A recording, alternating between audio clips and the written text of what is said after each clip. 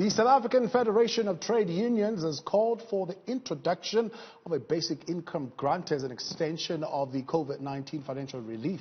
In a presentation last week, the organization stated that the current social grants being offered to citizens are low and have suggested that the $350 a month social relief of distress grant be transformed into a basic income grant of 1,500 rand. SAFTU Secretary General Zwelinzi Mavavi joins us now to talk about this. Tadwavi, good evening and thank you very much for joining us. This is an idea or even a proposal that's been around for at least 2 decades. We nearly fell off our chairs when we heard the Minister of Social Development suggesting this sometime in June.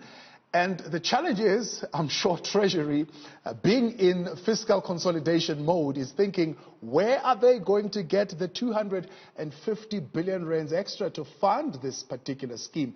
Is this the right moment to be having this conversation? This is the right moment. There can be no better timing than this. Already, as you are saying, the government have moved to introduce some tokenist amount of 350, which is an insult to our young people, an insult to the unemployed of our country. And that's why we're saying that a good idea, good step that the government have taken, but we won't allow them to scrap it at the end of October.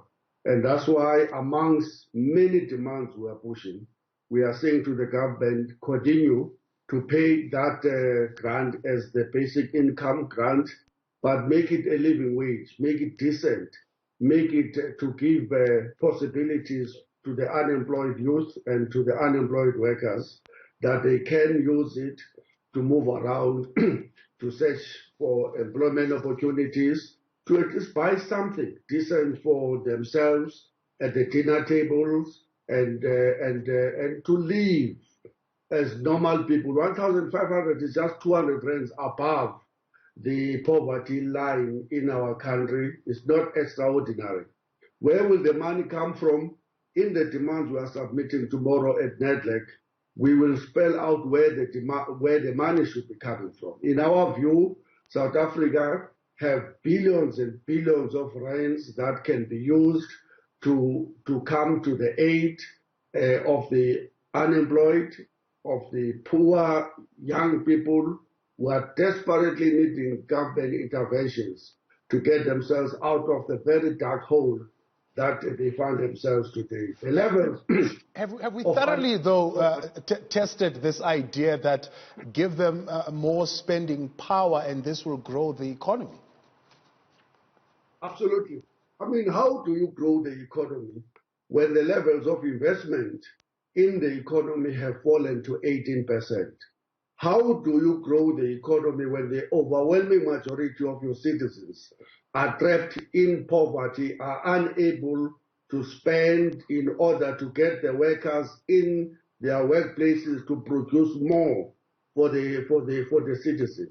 How do you grow the economy when more than 60% now of your citizens are trapped in poverty, earning below that 1,300 rands as the poverty line?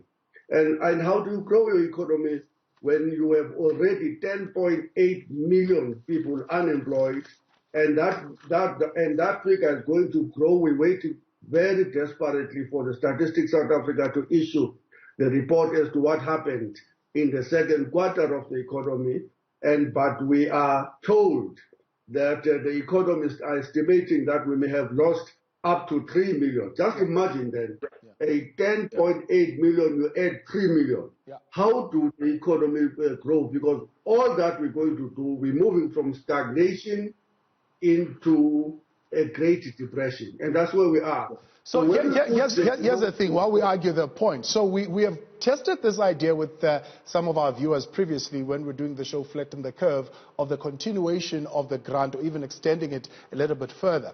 And a majority of them, be it on Twitter, felt that put the economy on a growth path, but also come up with policies that allow or encourage companies to hire people. So rather teach people how to go fish than keep feeding them, because there is a real danger of creating a level of dependency. What's your feeling as SAFTU on that? Look, the ideal situation when you don't have these levels of poverty, unemployment, and inequalities, is that everybody must have a decent job that pays them a living wage. So most of the demands we are submitting tomorrow to NEDLEC have to do more particularly about how the economy can be transformed and how the economy can be restructured such that its basic tenets will be about meeting the basic interest of our people for decent jobs, and in particular, we'll look at how we redistribute wealth from the rich to the poor. So yes, it is true that we don't want to create a dependency syndrome through the basic income grant. The basic income grant, just like all these other social grants, are just an interim measure in the meantime whilst we ensuring that the economy grows, but not the economy that has grown for the past 26 years for the tiny minority. An economy that is going to grow through meeting the basic demands of our people for better education, for better healthcare system, for land distribution, for property redistribution, and more importantly, for equal opportunities, in particular for the marginalized black majority. Current social grants amount for 16% of revenue, if we are to extend this, it's estimated, as you mentioned, there are already 10 million people who are out of employment before COVID. Now with COVID, Treasury even estimates higher than you. You're saying 3 million. It could even be 7 million, which puts at 17 million the people who would need this grant, which would amount to anything between 256 billion and more, depending on where we put the rate. Now, I know you're not going to say we must go and borrow outside of the country, because I'm sure that is not your position. You're saying we need to tax more, an already depleted tax base. Where are we going to tax? Oh, there are so many mechanisms. Had we had a government with a backbone, we would have never had to face the depression we are facing today, or we would have not been in such dire straits as we are facing during COVID and post the COVID situation. We put up quite concrete suggestions and demands as to where government can source the resources. The first one, for example, government-owned reports in the Treasury are saying to South Africa, we are losing anything between 175 to 400 billion rands through illicit cash outflows. People who are pushing money out and putting it in safe havens elsewhere in the world. Why is government not developing capacity to make sure that those resources are taxed and to make sure that those resources are kept inside? We don't need to go to the IMF if we have 400 billion rands that move out of the economy annually. The government officials are saying to us, we are losing anything between 35% to 40% of government procurement budget to tender fraud. And that's a 250 billion rands every year. Why is government not taking steps to make sure that it addresses that fraud, most of it caused by tender, inflation, by capital? Thirdly, of course, government, the capital in South Africa are having their best times. They used to get up to 54% of their profits taxed by the apartheid regime. That amount have now been reduced by the democratic government, naively, stupidly, at the pressure of big business to 28%. We're demanding that that tax be pushed back to where it was during the apartheid. These guys were paying that money, smiling for a tiny minority in the economy, and they must now pay those levels of taxes for all the people. It is not true that currently the taxes of South Africa do not compare with the rest of the world. We compare very, very well. In fact, our taxes at 28% are very low. And lastly, there is a 1.4 trillion rands investable cash that big business is not investing in the economy.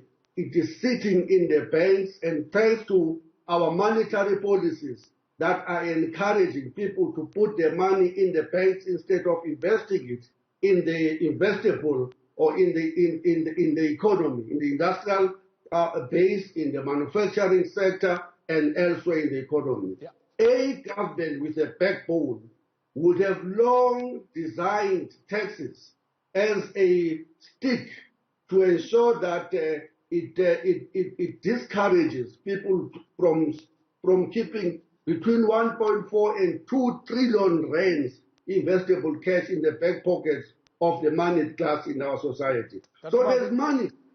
There's money. Don't say there's no money. There is enough money in this country. There's enough resources. It is just that we are afraid to take over our resources and use it for the benefit of our people as a whole.